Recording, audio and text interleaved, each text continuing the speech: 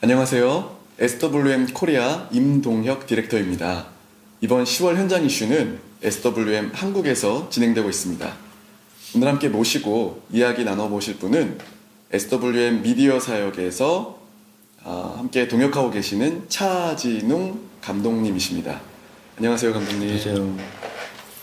지난 대지진 튀르키예 2월 이후에 여러 번 튀르키예를 방문하셨습니다.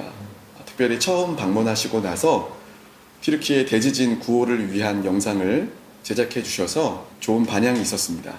그 영상을 통해서 많은 기도 동역자들이 튀르키예의 현재의 아픔을 함께 느꼈고요. 그리고 그 땅과 민족을 향한 하나님 아버지의 눈물을 보고 실제 구호 사역에 여러모로 함께 해주셨습니다. 이후에 여러 차례에 걸쳐서 튀르키예를 더 방문하셨죠. 네. 그러면서 구호 활동과 더불어서 영상을 많이 촬영해 오셨는데요.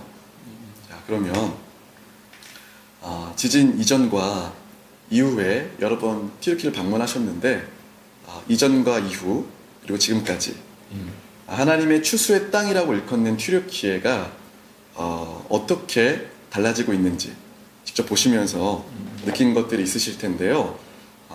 그 마음을 좀 나눠주실 수 있으실까요?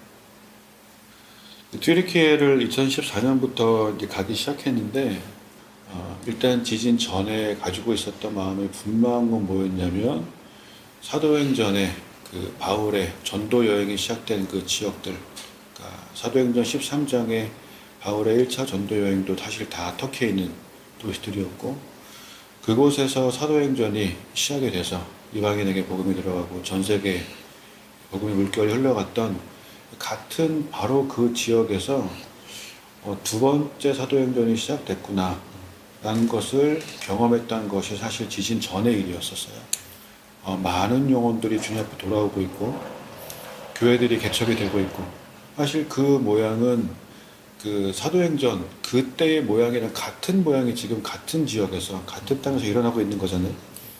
근데 여기에 내가 가능한 부분 또 지금은 또 미디어 시대니까 바울 때의 미디어는 이제 편지였고 지금의 미디어는 이제 영상이라고 할 수 있는데 그 달란트를 주셨으니까 지금 이 시대에 다 일어나고 있는 그 일에 좀 가능한 도움이 돼야겠다라고 생각을 해서 할 수 있는 부분을 섬겨왔던 것이 이제 지진 전의 일이었었고요. 그리고 이제 그 지진 전에 사실 저도 개인적으로 다시 그 땅을 바라볼 수밖에 없고 기도할 수밖에 없고 다시 갈 수밖에 없는 정말 놀라운 일들을 너무 많이 봤어요.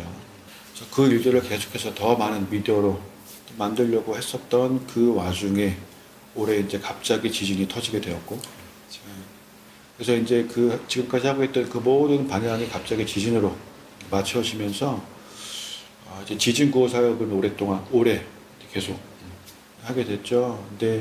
근데 그 지진 이후에 그래도 또 그 땅에서 하나님 하신 일들을 또 보게 되기도 하고 아픔 당한 자들의 아픔을 그 땅에 있는 교회들이 함께 나누면서 그 땅에서 교회들에 대한 인식이 바뀌는 모습도 보게 되기도 하고 그러면서 지금도 계속 들려오는 소식들이 있어요. 현재 계신 분들이 오늘은 어디 갔었고 오늘은 뭘 했고 또 아직은 다 할 수 없지만 어떤 지진 이후에 또 하나님 분명히 얻으시는 일들도 있구나라는 것을 그냥 좀 보고 있는 것 같습니다.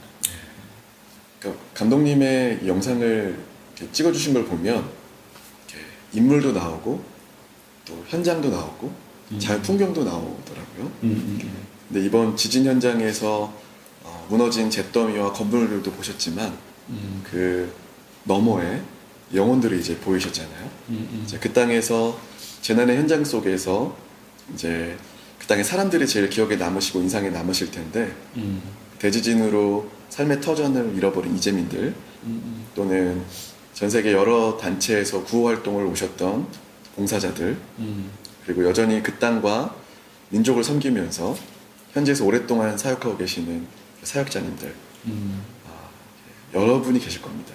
그 중에 그 땅에서 만났던 사람들에 대한 이야기를 좀 나눠주실까요? 일단은 너무 가슴 아픈 얘기들은 너무 많죠. 올해만 보면 지진 지역을 다녔던 올해 제가 지금 올해 3번 갔다 왔는데 터키를 이렇게 지진이 얼마나 무서운 건지에 대한 예를 들면 이렇게 시리아에서 오신 분들은 전쟁보다 지진이 더 무섭다고 이게 표현을 하시는 것들 봤으니까 전쟁이야 뭐 이렇게 예, 물론 전쟁도 처참하고 사람들이 죽어나가고 했지만 자기들이 짐을 싸서 도망치고 뭐 이렇게 피해 다니고 그럴 수 있는 어떤 상황들이 분명히 있었는데 지진은 전혀 예상하지 못했던 아무것도 준비할 수 없었던 그 상황 가운데 정말 단 15초, 10초 만에 모든 걸 다 뺏겨버린 거니까요. 그러니까 자기가 살던 어떤 터전과 집과 자기 소유 모든 것들 다 잃어버리고 정말 몸만 간신히 그러니까 몸만 간신히 살아나온 것도 그건 감사한 거고 새벽 4시에 일어났으니까 뭐 깨어나지 못했던 사람들은 그냥 다 그냥 같이 깔려버렸고 지진 구호 현장을 왔다 갔다 할 때 어떤 시리아 아주머니 한 분이 와가서 뭔가 계속 얘기하는데 자기는 이 시리아 전쟁 때문에 남편을 잃고 그래서 2 아들을 데리고 터키에 이렇게 난민으로 오게 됐는데 이번 지진 때문에 그 2 아들까지도 다 잃어버렸다고 혼자 남았다고 하는 그런 분 뭐 그런 스토리들이 뭐 한두 개도 아니겠죠. 가족을 잃어버린 사람들 너무 많고 근데 원래는 지진 지역이 지진 나자마자 이렇게 봉쇄됐었잖아요.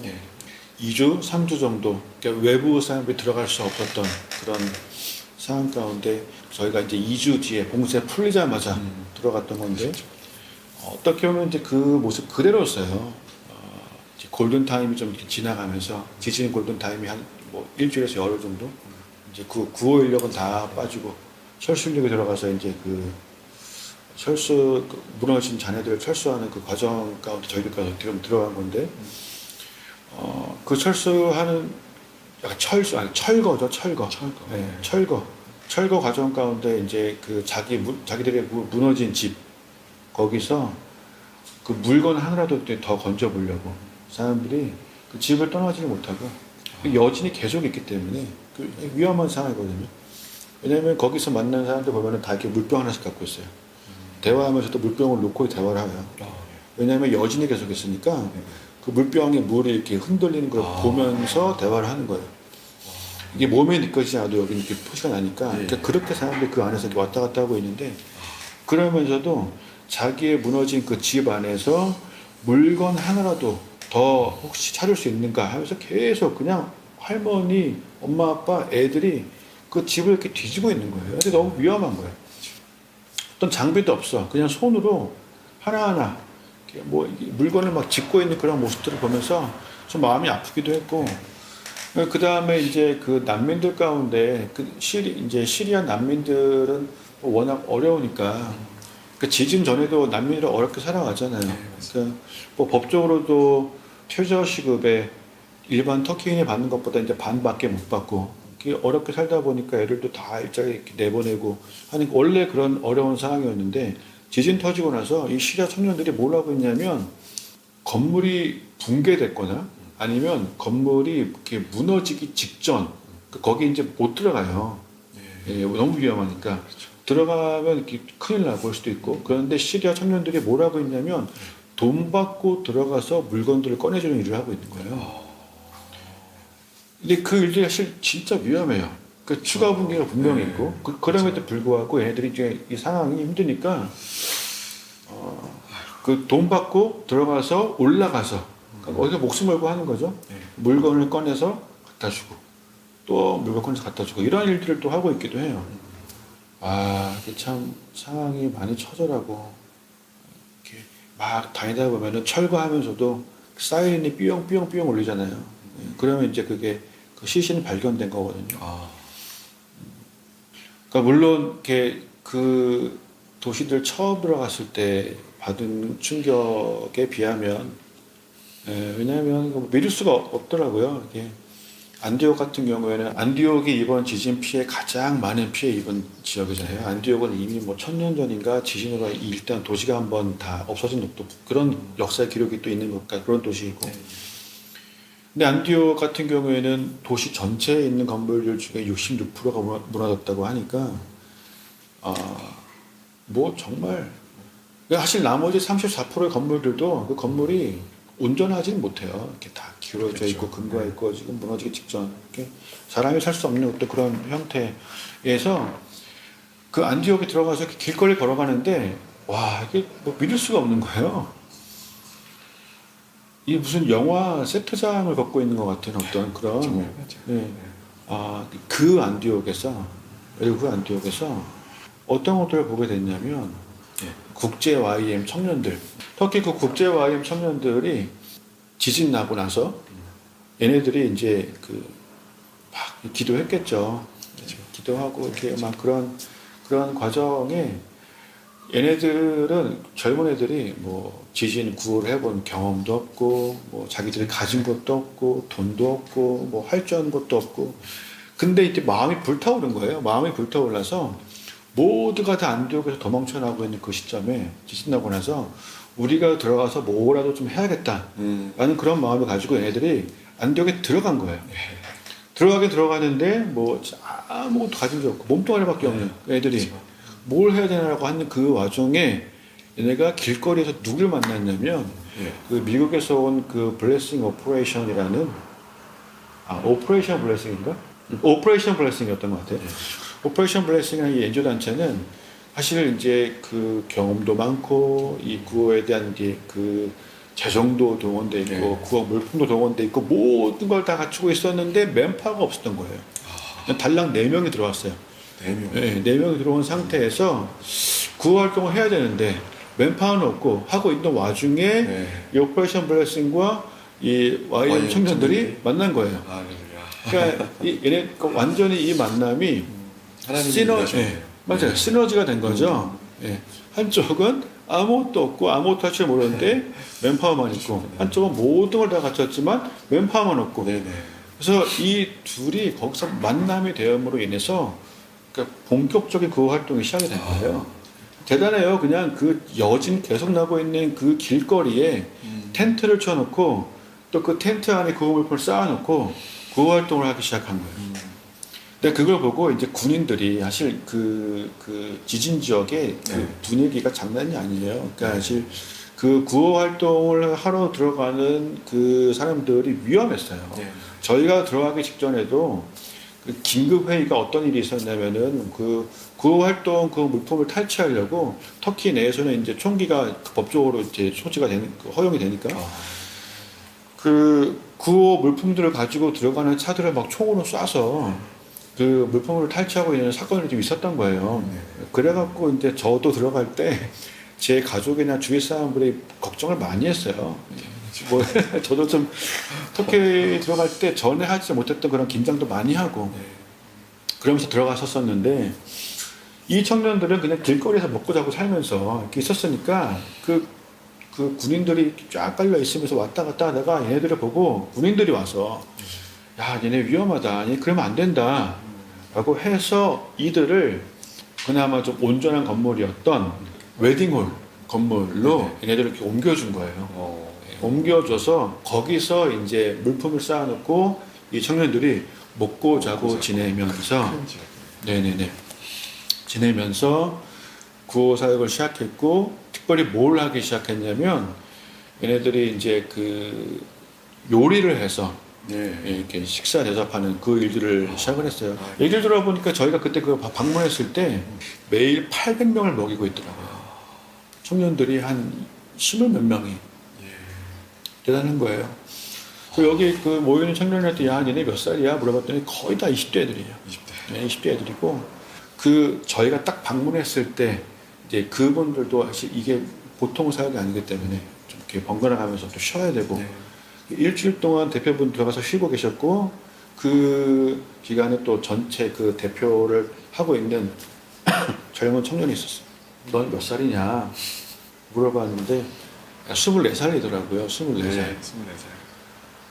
와 24살이면 정말 어린 청년인데 그것도 조금만 더 하면 제 나이 반밖에 안 되는 청년인데 그런 어린 청년이 매일매일 800명을 그 먹이는 그 전체 그렇게 주관하고 있다는 거가 너무 대견했고 그 청년들 너무 귀했고 청년들이 얘네들이 진짜 주님께서 황무지에 피우시는 꽃이구나라는 어떤 그런 생각을 좀 하게 됐었어요. 네. 그런 부분들 분명히 있었고 또 터키 현지 교회들 와서 너무 귀하게 섬기고 사역하는 모습 많이 봤죠. 좀 그 안에 있는 스토리 너무 궁금한데 조금 이따가 한번 여쭤보도록 하고요.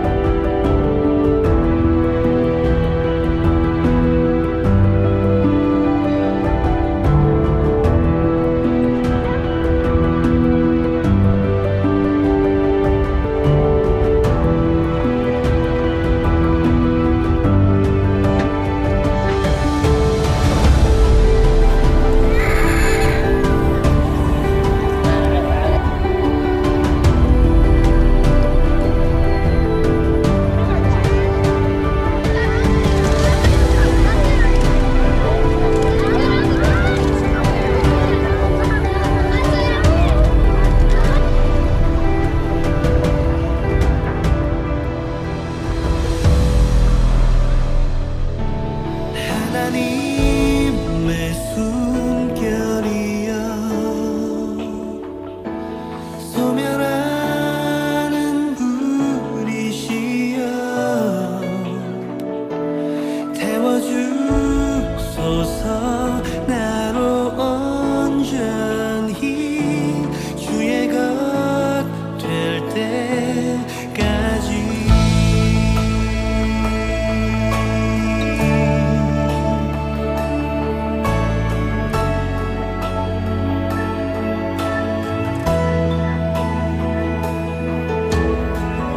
주님의 나라가 이곳에 주님의 뜻이 이곳에 임하소서 주님의 나라가 이곳에 주님의 뜻이 이곳에 임하소서 주님의 나라가 이곳에 주님의 뜻이 이곳에 임하소서 주님의 나라가 이곳에 주님의 뜻이 이곳에 임하소서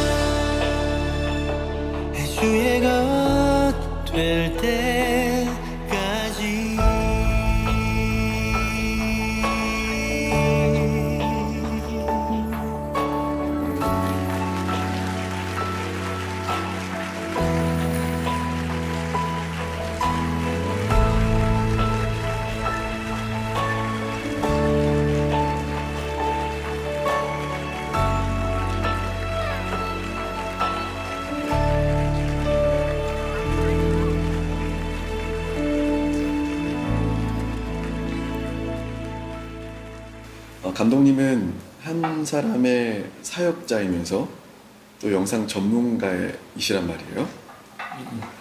세상에 있는 영상 자들과는 다르게 분명히 다른 시각과 또는 시선으로 현장을 바라보고 또 이해하고 그게 영상으로 담길 텐데 우리 감독님은 이제 영상을 촬영하시면서 어떤 마음과 허투를 가지고 이렇게 제작하시는지 좀 듣고 싶습니다. 그거가 이제 어떤 마음을 이제 품게 됐었었냐면, 제가 원래는 그 광고 프로덕션을 하고 있었고, 아르아트라는 국내에 한 200개 정도 되는 기업 광고 영상을 만들어 왔었고, 그 와중에 이제 성교 컨텐츠들 계속 같이 이걸 해오다가 2022년 1월 1일 이제 송구영 신 예배를 드리게 되는 그 딱 이제 그 0시가 되는 딱 그 시점에 좀 주님 주신 마음이 좀 있었어요, 제 안에.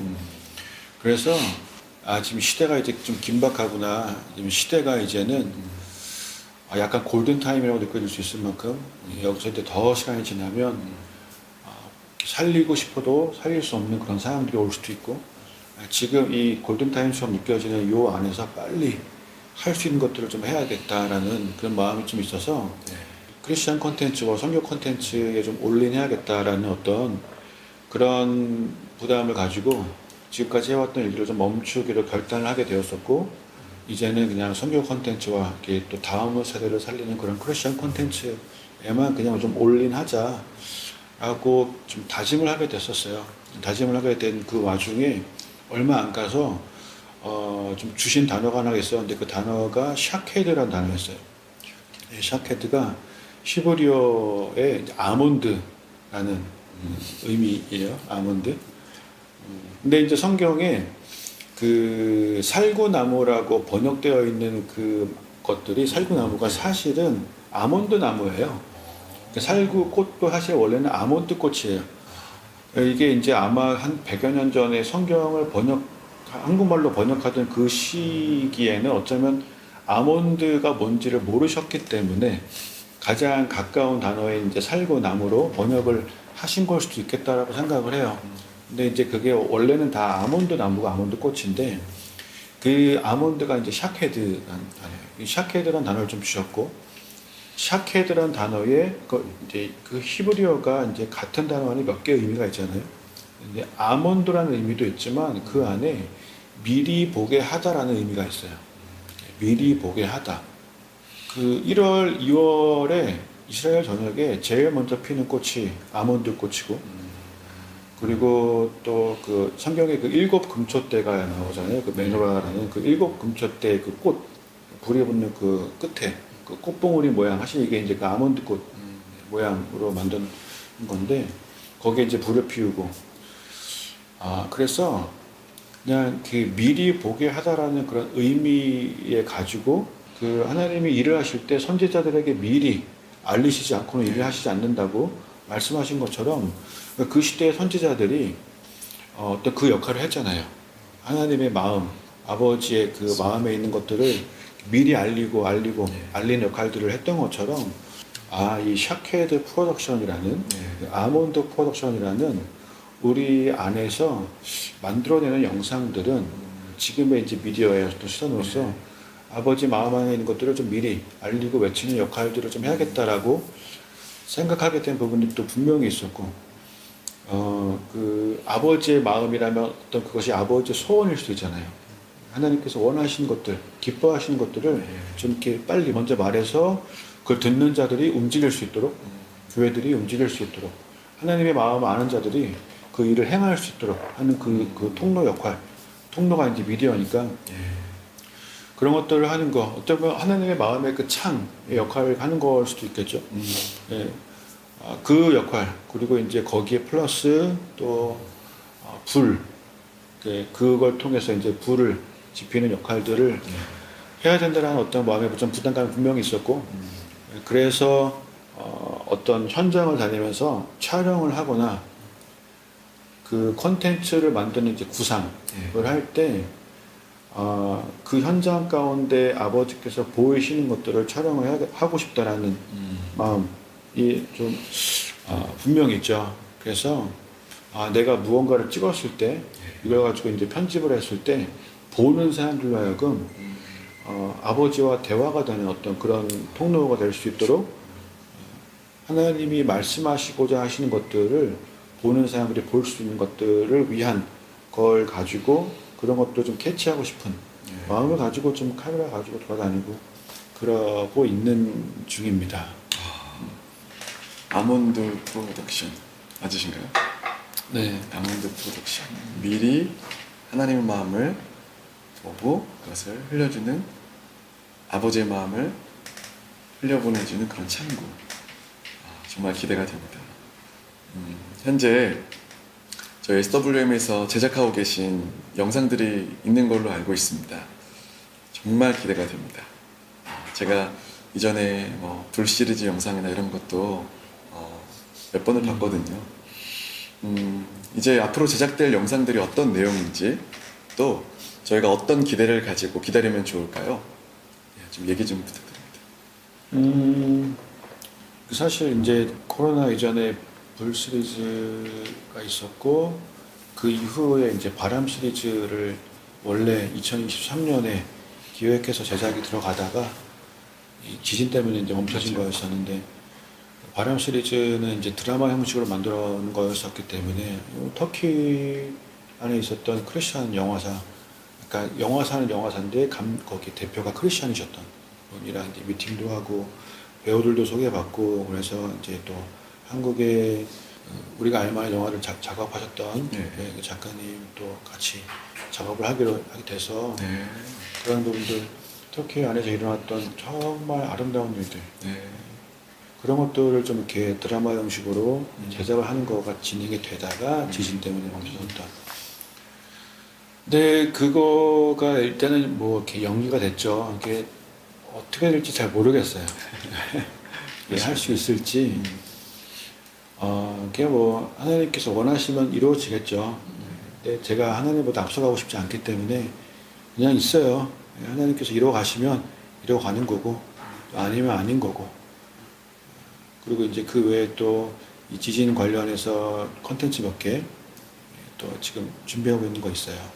그러니까 이번에 SWM도 그 컨테이너 100개를 이렇게 전해줬잖아요. 사실 그거 현장에 가서 보니까 너무 귀해요. 그 SWM에서 컨테이너 사역을 한 거가 다른 사역들하고는 이 차별화가 있어요. 있어요? SWM을 이게 가서 보니까 알겠더라고요. 왜냐하면 그 텐트촌은 어쩔 수 없이 텐트촌이었어요. 모여 살아야 돼요. 텐트를 쳐놓고 근데 컨테이너 하우스도 컨테이너 하우스 빌리지라고 이제 좀 표현하고 있지만 그리고 많은 곳에서 컨테이너 하우스 빌리지를 또 만들고 있지만 컨테이너 하우스 빌리지를 실제로 가보면은 정말 빡빡하게 좀 이렇게 솔직히 말하면 이게 느낌이 좀 수용소 느낌이었어요.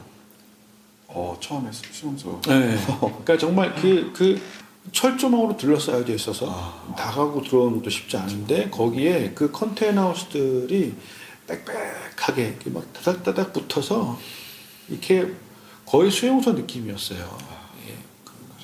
근데 그 SWM에서는 컨테이너를 지진 피해 이재민들이 원래 살고 있던 그 집으로 갖다 준 걸 한 거잖아요. 그렇죠. 촌이 아니라 지진이 있는 그 현장에 한 개든 두 개든 이렇게 갖다 준 사람. 아니 그게 과정은 쉽지 않더라고요. 운송이나 뭐 이런 게 쉽지 않을 텐데. 쉽지 않은데 이게 가서 보니까 너무 귀한 거예요. 왜냐하면 이제 그 원래 그 터키 지진난 그 지역들이 많은 부분들이 그냥 시골 지역들이고 거기서 자기 논밭을 읽으면서 사시던 분들 너무 많았고 근데 그분들한테 집이 무너졌으니까 그 집에서 1시간, 2시간, 3시간 거리에 그 컨테이너 촌으로 와라. 그러면 짐 들고 가서 거기 사는 거가 쉽지 않은 거예요. 가서 사는 게 전혀 생판 모르던 그런 지역에 가서 거기 갇혀서 그 주변에 뭐가 있는지도 모르고 거기서 뭐 직업을 얻기도 힘들고 막 그런 상황 가운데 들어가서 그 컨테이너 촌에 들어간다는 게 그 입장에 들어가면 그 쉽지가 않아요. 그 집은 무너졌지만 근데 자기 논밭은 그대로고 자기 논밭을 자기가 읽을 수 있으면 그래도 생업을 이어나갈 수 있는 가능성이 더 크잖아요. 예. 그래서 그런 곳에 그 나중에 무너진 집의 집은 다시 지을 수 있는데 그것이 이루어질 때까지 그 자기의 생업을 이어나갈 수 있고 삶을 이어나갈 수 있도록 자기 집터에다가 일단 컨테이너 하우스를 제공을 해준 거예요. SWM은. 근데 그게 그 사람들 입장이 되어보니까 너무 중요한 거예요. 자기가 익숙했던 그 동네, 네. 그걸 떠나지 않을 수 있고, 네. 자기 생업도 이어갈 수 있고, 하니까 과정은 쉽지 않았어요. 감사하게 터키 안에 있는 컨테이너를 만드는 공장과 이제 연결되었고, 거기랑 계약이 돼서, 그리고 또 그분들도 저기 정직하게 일하시더라고요. 감사하게. 컨테이너 하나가 만들어지고 출고되는 과정도 다 사진 찍어서 보내주시고. 그래서 그거를 이제 보내면 거기서 뭐 2시간, 3시간, 4시간을 운전을 해서 가야 되는. 그리고 완전 시골, 산골 마을들. 저희가 그 6월 달에 다닐 때 몸이 굉장히 아팠어요. 네. 처음에는 이 음식이 안 맞나 싶었어요. 근데 나중에 알고 보니까 저희가 3일, 4일 동안, 아니지, 거의 일주일이었지. 거의 일주일 동안 해발 1300 이하로 내려오지 않았던 거예요. 그러죠. 네네. 계속해서 그 해발 1300부터 1600, 700 정도 되는 그 지역만 다녔던 거예요. 네. 고산지를 다닌 거예요. 이게 한국 와서 얘기하다 보니까 주위 사람들이 그거 고산병 증상이라고 하더라고요. 현지에서 하시는 그 분도 참 대단하시고 뭐 계속 그걸 하고 계신 거니까. 그렇게 몇 시간 동안 운전을 해서 그 고산지에 들어가서 그 눈에 보이지도 않는 그 마을에 들어가서 거기에 그 컨테이너 하우스를 먼저 들어가서 일일이 컨테이너 하우스가 필요한 가정들을 만나고 확인하고 그 다음에 그걸 또 계약을 또 하고 그리고 컨테이너를 보내주면 그걸 가지고 들어가서 또 설치하는 과정. 설치가 쉬운 게 아니잖아요. 컨테이너 하우스는. 네. 왜냐하면 거기 밑에다가 그 오수, 배수, 수도, 전기를 연결한 다음에 컨테이너를 올려놔야 되기 때문에 이게 쉬운 과정이 아니거든요. 근데 그거를 일일이 자기 집 앞에도 해주고 컨테이너 설치하는 거까지 확인하고 하면 하나가 끝나는 거예요. 그런 식으로 지금 100개를 나눠준 거예요. 제가 6월달 들어갔을 때 우리가 78개째까지 보고 왔나 그래요. 78년까지.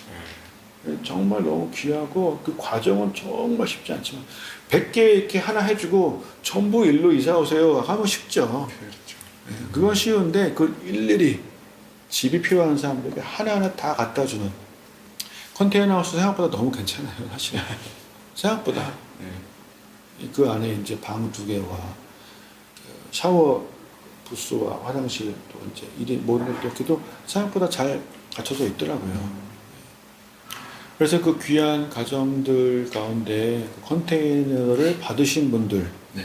그리고 그 안에서 실제 살아가고 있는 모습들 뭐 예를 들면 진짜 무너져가는 자기 집에 그 전봇대에서 거기에다 컨테이너를 세워줬으니까 어떻게 또 전기를 따와서 연결을 했고 어떻게 살고 있고 그리고 그 과정을 함께 섬긴 현지 교회를 또 통해서 또 거기 가족들도 복음 받아들이기도 했고 그런 얘기들 그 컨테이너를 계약하고 하는 그런 과정들 가족의 모습들 이런 것들 이제 찍어볼 가지고 영상 만들고 있어요. 그 영상 지금 이제 작업하고 있는 중이죠. 여기까지. 네. 앞으로 또 우리 카카오톡으로 또 우리 유튜브로 구독을 하고 있으면 앞으로 우리 감독님이 또 모시고 또 촬영한 영상들이 잘 올라올 날들이 기대가 됩니다. 이렇게 쭉 설명해 주시니까 마치 현장에서 제가 이렇게 조수로 따라다닌 것 같은 어떤 시야로 감독님을 쫓아다녀야 될까 또 이렇게 좀 보이게 되네요. 그런 시선으로 이제 튀르키예 가셔서 재난의 현장을 보고 오셨다는 거죠. 이 재난의 전반적인 이 역사를 통해서 우리 감독님에게 가르치시고 또 어떤 영상을 담기 원하셨는지 어떤 시야로 담기 원하셨는지 많이 궁금하네요. 그냥 지금 생각나는 건 그거예요. 그냥 그 우는 자들과 함께 울라. 네. 예, 그건 분명히 교회의 몫이고 세상이 할 수 없는 그런 부분일 것이고 그 다음에 그냥 한 가지 어떤 결론적인 거지만 분명한 거는 주께서는 황무지에 꽃을 피우시겠다는 예. 어떤 그러니까 꽃을 피울 수 없는 상황 가운데 꽃을 피우실 것이고 강을 낼 수 없는 상황 가운데 강을 내실 것이고 물이 날 수 없는 상황 가운데 물을 내실 것이고 하는 그런 것들을 보겠다라는 어떤 기대감이 분명히 있었고 네. 또 그걸 보여주셔서 너무 감사했죠. 말씀 듣고 있는데 가슴이 뜨거워집니다, 감독님. 네. 자, 이제 저희가 이제 SWM 선교회가 말씀하신 것처럼 튀르키예 지진 이재민들을 향한 중장기 사역도 이제 펼치고 있습니다. 특별히 이재민들에게는요, 거주지를 제공하고 있고요. 그리고 지방 정부와 협력해서 사회복지관 건설을 지원하고 있습니다. 또 트라우마 치유 사역을 후원하는 등의 사역이 앞으로 이어질 것입니다.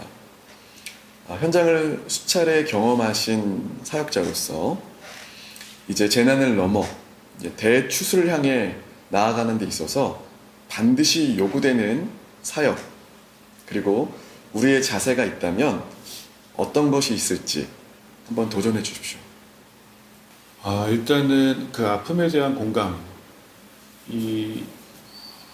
크리스천들이면 꼭 요즘 현대 시대가 더 이렇게 각박해지고 갈수록 사랑이 식어지는 시대가 정말 되고 있잖아요. 다른 사람들의 아픔을 헤아리기 너무 어려운 마음들이고 어떤 자기 아픔에만 집중하고 그에 대한 보상 심리만 있지 어떤 특히 자기와 상관이 없는 다른 나라 경우는 더 그렇고 터키에서도요 그게 심해요. 터키 안에서도 너무 안타까운 것이 뭐냐면 그 많은 사람들이 지진 직후에 2주, 3주, 4주 정도까지는 모두가 다 관심을 가졌고 이렇게 도왔고 했지만 너무나도 빨리 그게 식었다는 거예요. 너무나도 빨리 관심이. 터키 안에서조차도 4주 정도가 지나고 나니까 사람들의 관심이 이렇게 빨리 식을 줄 몰랐다는 거예요. 전 세계적인 관심도 이렇게 팍 이렇게 한번 불꽃처럼 튀었다가 너무나 빨리 식어버린 거예요. 찾아오는 사람이 없다는 거예요. 더 이상. 6월 달 방문했을 때 이미 그런 터키 현지 교회 말고는 아무도 이제 더 이상 관심이 없다는 거예요. 어쩌면 그래서 또 교회에 대한 인식이 좀 바뀐 거기도 해요. 현지에 계시는 그 현지 분들이. 근데 그 아픔에 대한 공감대를 크리스천들은 좀 할 수 있었으면 좋겠다라는 아버지의 마음 품는 자들이 그거가 좀 중요하다고 생각이 돼요. 지금도 상황은 크게 다르지 않거든요. 재난을 당한 사람들은 이게 상황이 더 나아졌다고 말하기 힘들어요. 2월 달에 갔을 때 가장 충격적인 사건이 뭐였냐면 그 이재민들, 그러니까 물론 정부에서도 너무 열심히 터키 정부가 열심히 잘하고 있어요. 잘하고 있지만 그 이재민이 너무 많기 때문에 사각지대도 분명히 있고 저희가 구호 물품들을 가지고 한 곳에 방문했을 때 그때 그 구호 물품을 얻기 위해서 사람들이 얼마나 처절하게 거기서 싸움이 났어요. 싸움까지. 싸움. 그러니까 처음에 이렇게 큰 싸움이 아니었는데 우리가 나눠주는 그거 물품을 서로 받겠다고 이렇게 손을 내밀고 이렇게 막 하다가 여자분 한 분이 다른 여자분을 이렇게 좀 이렇게 치게 됐고 그러다가 이제 뭐 머리끄댕이를 잡아서나 뭐 이런 일이 있었고 중동 지역은 다 이제 대가족 제도니까 다 이제 멀리 또 가족들이 있었고 이런. 근데 이렇게 싸우는 걸 보고 멀리서 가족인 것처럼 보이는 남자분이 와서 또 이렇게 싸움에 힘을 들고 그 싸움이 커지고 막 그러다 보니까 이제 군인들이 거기 달려들어서 그 싸움을 말리고 싸움을 말려서 뜯어놔도 이쪽에서 또 싸우고 막 그게 싸움이 너무 크게 번져버린 거예요. 그래서 거의 그때 저희가 보고 너무 놀래서 그 와중에 이제 한 분이 칼을 꺼내게 됐고 그 과정을 이제 군인들이 와서 또 그걸 다 진압을 하고 막 저희 눈앞에서 너무 난리가 나는 그런 거동들을 보면서 좀 충격이 많이 컸었어요. 그러면서 이제 저희 보고 이제 떠나라고 가라고 그래서 저희 급하게 패킹을 해서 떠났었던 그런. 근데 그때 그 상황이나 그 뭐 이렇게 뭐 흉기를 휘두르거나 그 거기 아이들도 다 있었는데 여기저기서 막 난리가 나고 막 그 치고받고 싸우고 그 충격이 너무 컸었거든요. 좋겠어요. 그러니까 얼마나 절박하면 그렇죠. 그 샴푸 하나 때문에 그랬던 거예요. 그 샴푸 하나를 그거 더 가지려고 받겠다고. 싸운 근데 그 이후에 그 텐트에서 살아가는 게 사실 뭐 정말 그 텐트 말이 텐트지 텐트에 아무것도 없잖아요. 없죠.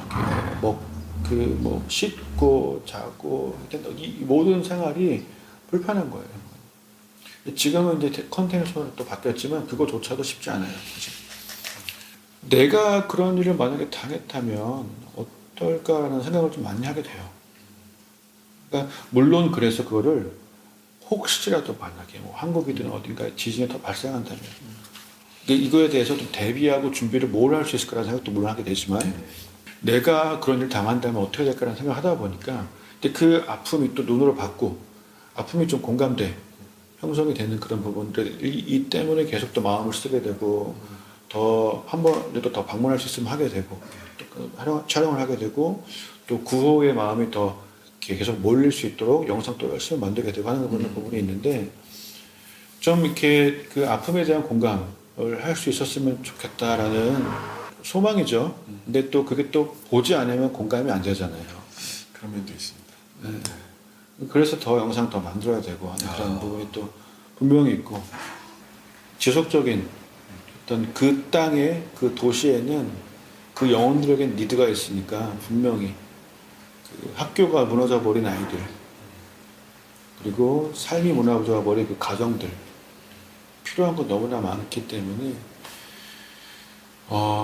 교회들이 크리스천들이 계속해서 좀 이렇게 더 방문하고 그런 찬양을 전하는 일들을 좀 많이 했으면 좋겠다고 생각을 좀 하고 있습니다.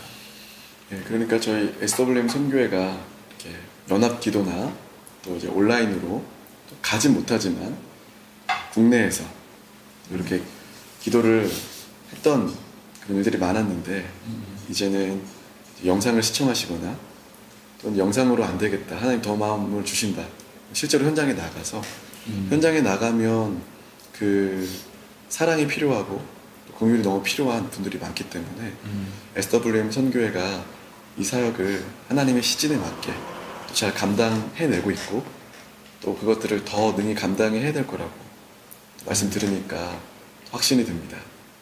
우리 차 감독님은 2014년 이후로 저희 SWM 선교회 미디어 사역에 동참해 오셨습니다. 네. 특별히 코로나가 지나간 자리를 통해서 미디어 사역의 중요성이 굉장히 확대가 됐죠. 네. 미디어를 통한 사역에 헌신하시고 계신 사역자로서 하나님이 주신 부르심과 사명이 있을 줄 압니다. 그 사명과 부르심 어떠신지 나눠주시면 감사드리겠습니다.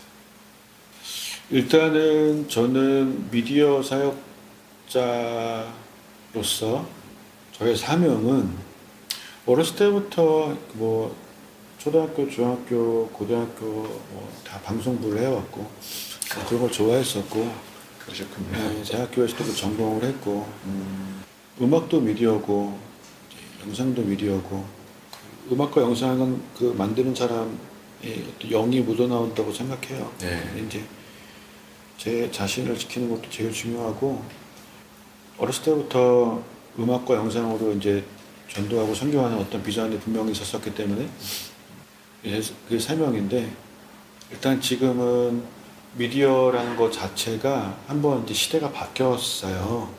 네, 제가 뭐 예를 들면 뭐 그 20몇 년 전에 미디어를 전공했을 때 그리고 그 이후에 이제 광고 프로덕션을 하면서 미디어 쪽 일을 열심히 했었을 때랑 지금은 미디어에 대한 개념이 좀 달라요. 네.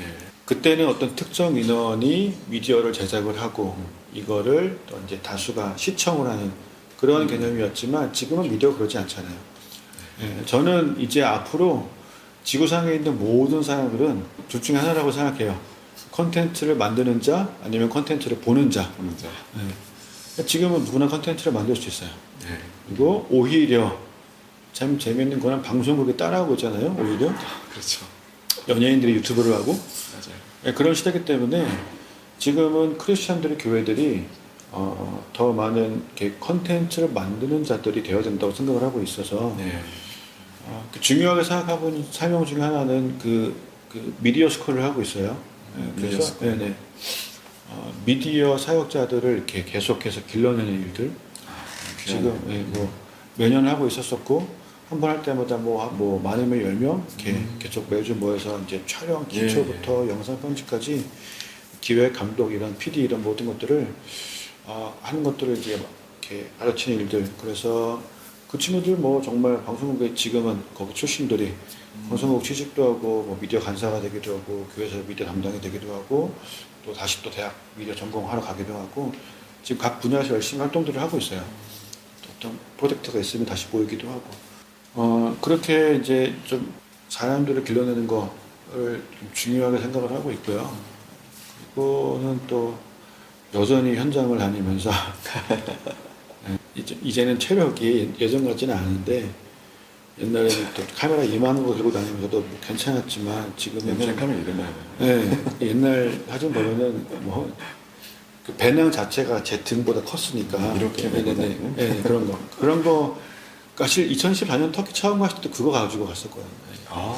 지금은 카메라가 많이 작아졌는데도 불구하고 쉽지 않아요. 그래서 이제 저런 친구들 이제 쟤네들 보내야겠다. 물론 그래도 현장에서 다니면서 왜냐면 현장에서 주님 말씀하시는 거 있기 때문에 그런 것들을 이렇게 담아내서 기록을 해서 네. 현장에 오지 못하는 그런 분들에게 이거를 이제 계속해서 보여주는 그 역할을 하는 거에 대한 사명 분명히 있고요. 네. 아까 말씀드렸던 것처럼 미디어를 통해서 자녀들이 아버지와 소통이 이루어지는 그 이제 중간 창 미디어가 원래 그거잖아요. 네. 미디움이라는 그 단어에서 파생된 거기 때문에 중간 역할을 하는 미디어가 중간 역할을 해서 온 건가요? 그쵸.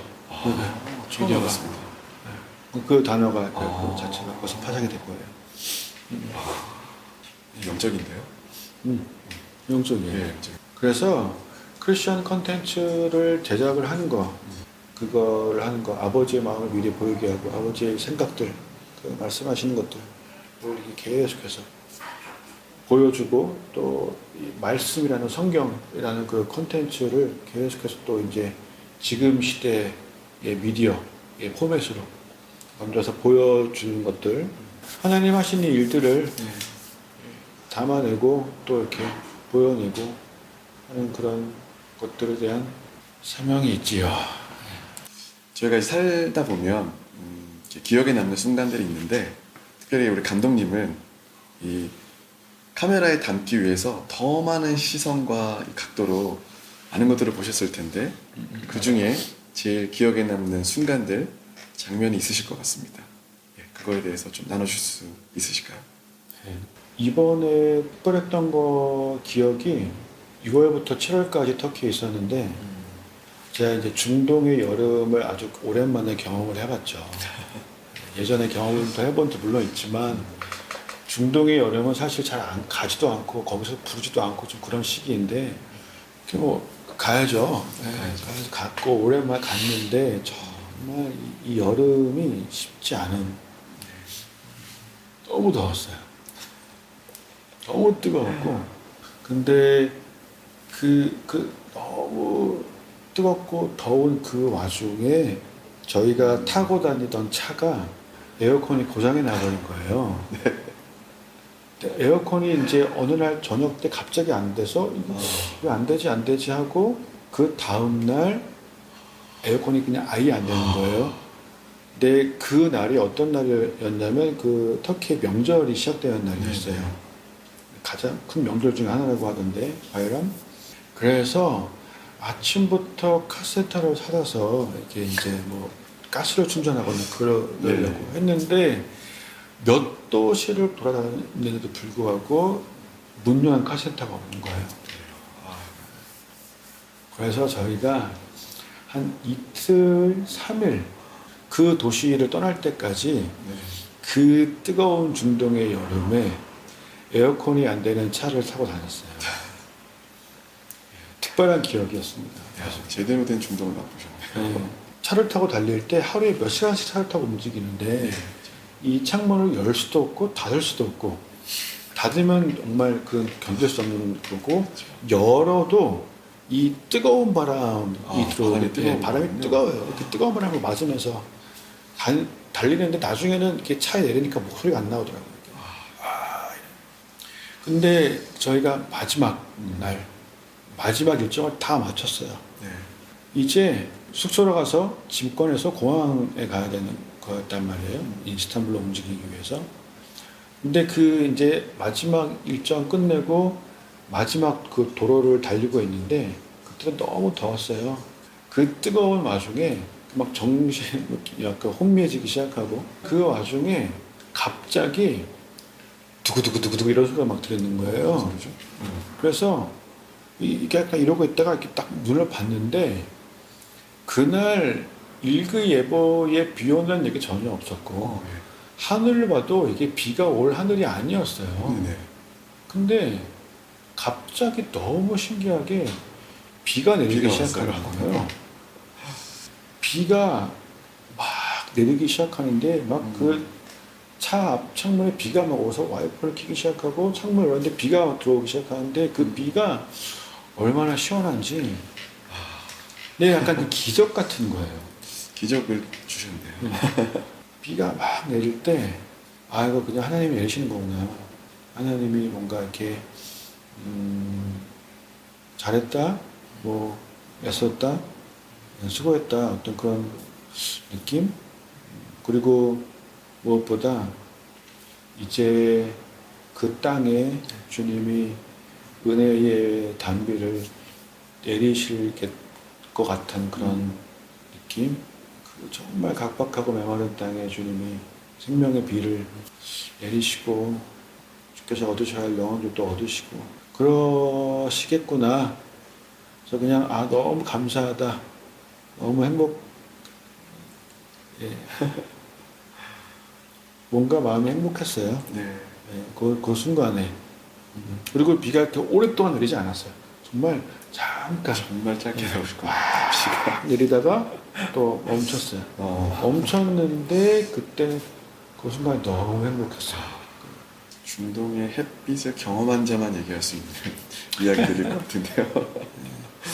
그리고 뭘 보게 됐냐면 그 명절 첫날이었잖아요. 네. 그 뭐 하는 날이냐면 양 잡는 날이에요. 그 모든 가정들이요 양을 잡아요. 근데 진짜 실제로 양을 잡아요. 보신 거예요? 네, 정말. 저 놀랐어요. 정말로 그거를 자기들이 직접 양을 잡는지 몰랐어요. 이 도로를 다닐 때 길거리에 자꾸 양을 실은 차들이 이렇게 왔다 갔다 하길래 무슨 뭔가 했는데 그게 전부 다 그 양들을 각 가정으로 배달하는 거더라고요. 그래서 아버지가 직접 양을 잡아요. 나 몰랐어요. 예. 아니, 지금 이 시대에 다 그렇게 집에서 양을 잡는지는. 근데 어느 한 곳에 양을 잡는 과정을 딱 보게 됐고 그거를 촬영을 하게 됐어요. 그래서 그 양 한 마리를 데리고 와서 그 살아있는 양을 이제 죽여서 정말 피를 흘리고 그 모든 과정을 다 촬영을 했어요. 근데 이거 그런 뭐 잔인하다고 느낄 수 있잖아요. 예, 근데 그거를 촬영한 거를 보여줄 수 있을지는 모르겠어요. 근데 저는 그거를 좀 청년들에게 이거 보여줘야겠다. 너무 잔인하지만 이거 보여줘야겠다는 생각이 좀 하게 돼요. 왜냐하면 옛날에 이스라엘 백성들도 제사 하나님 앞에 그 제사장이 양을 잡고 하는 그 모든 걸 또 봤잖아요. 양을 잡기 전에 양에게 제사장이 이렇게 안수하면서 그 모든 죄를 대신 양에게 이렇게 덮는 그리고 이제 그 양을 거기서 잡는 걸 봤잖아요. 그거를 보는 사람들은 눈앞에서 그 끔찍한 그 양 살아있는 양을 이렇게 막 목을 치고 막 피를 흘리고 그 잔인하게 각을 떠서 막 내장을 꺼내고 하는 그거를 보면은 그 보는 사람들은 아, 저 양이 내 죄가 옮겨져서 내 죄 때문에 저렇게 잔인하게 죽는구나를 그때 그 당시 제사 드리는 백성들은 그렇게 생각했을 거 아니에요. 그럼 그 사람들은 그 죄에 대한 그 감이 달랐을 것 같아요. 죄를 짓는 거에 대한 느낌이 달랐을 것 같아요. 근데 우리는 뭐 심지어 동물 뭐 어떻게 잘못되는 거 그것만 봐도 막 끔찍하고 잔인하고 못 보고 막 이렇게 하는데 아 이거 예수님이 우리 죄를 대신해서 죽으셨다는 그 하나님의 어린 양이라는 거에 대해서 아, 이거 청년들에게 좀 한 번은 보여주고 싶다 라고 생각은 되고 어쩌면 그래서 주님이 그거를 또 촬영하게 하신 거 아닐까. 잔인하긴 하더라고요. 잔인하네요. 그리고 촬영할 때 그 피 비린내 너무 심하고 그것들을 좀 이렇게 보게 됐어요. 그래서 좀 그런 특별한 기억들도 좀 있어요.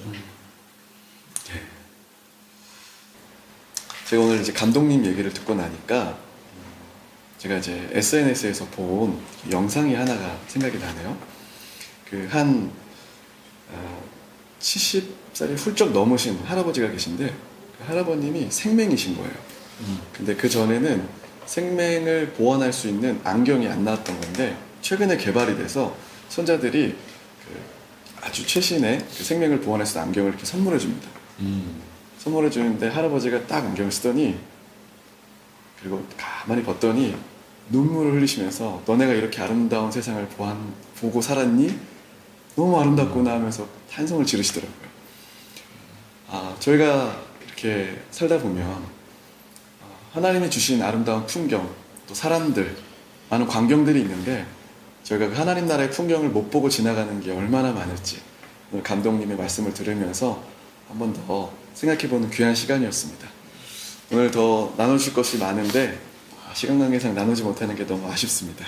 또 감독님 앞으로 하나님 나라를 위한 좋은 영상들 많이 부탁드리고 또 영상으로 또 만나 뵙도록 하겠습니다. 오늘 또 함께 해주셔서 너무 감사드립니다. 감독님 감사합니다.